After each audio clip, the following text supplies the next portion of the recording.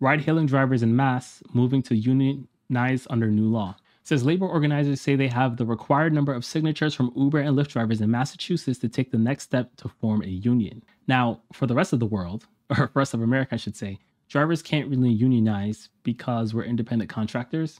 But I think there is some law. Let's keep reading because, like I said, I'm kind of behind on this one, but maybe this article will spell it out for us. It says voters approved a ballot initiative giving ride-hail drivers the right to collectively bargain last month.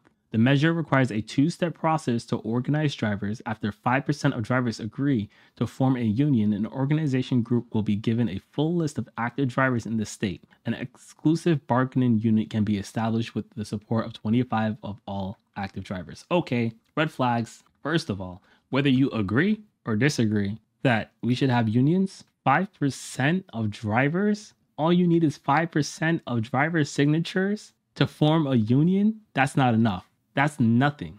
I don't know enough about this yet, so we're going to keep reading. But for sure, by the time we're done with this, I'm sure I'll have my opinion. So again, I'm going to read that again. After 5% of drivers agree to form a union, an organization group will be given a full list of active drivers in the state. An exclusive bargaining unit can be established within the support of 25% of all active drivers. That's higher. I don't really understand. An exclusive bargaining unit can be established. What is a bargaining unit? I need to understand the difference between forming a union and a bargaining union. What is the difference between forming a union and a bar unit? A union is the organization formed by employees that could collectively represent their interests in negotiations with an employer, while a bargaining unit is the specific group of employees within a workplace that are represented by the union and collectively bargained for as a single entity. Okay, I'm just gonna keep reading. Hopefully it becomes more clear as we go. On Wednesday, Roxana Rivera, assistant to the president of the local 32BJ, an affiliate of the Service Employee International Union,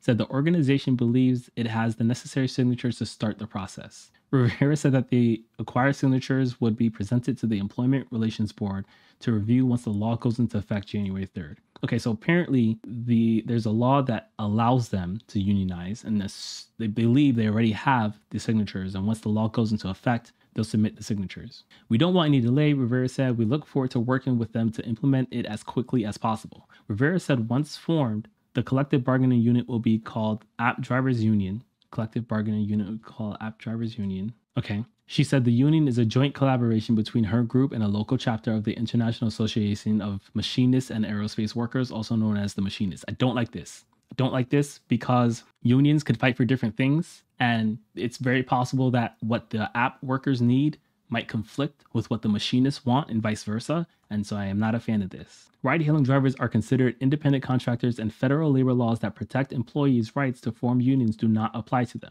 I understand that. The passage of the ballot measure made Massachusetts the first state to grant ride-hailing drivers the ability to collectively bargain over working conditions. Okay, so I was right in my assessment that a new law went into effect and they're submitting their signatures once it goes into effect on January 3rd. So we'll revisit this. In the summer, a $175 million settlement established a $32.50 minimum wage and earned sick pay.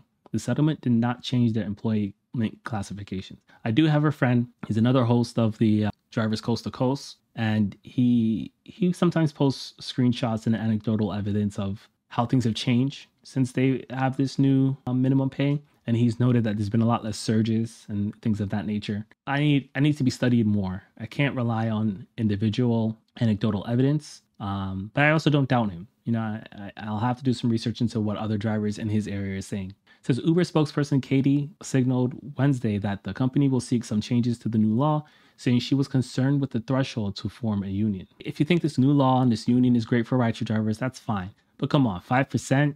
That's nothing. Everyone's going to become a union. Everyone. We expect to work with the legislature on needed adjustments to the law and once it becomes effective next year with the Employee Relations Board on a robust rulemaking process. Again, drivers strongly supported our agreement with the Attorney General over the summer, so we have no doubt that if drivers choose to organize, they will hold the benefit they have already won central to any negotiations, and maintaining their flexibility will remain the top priority.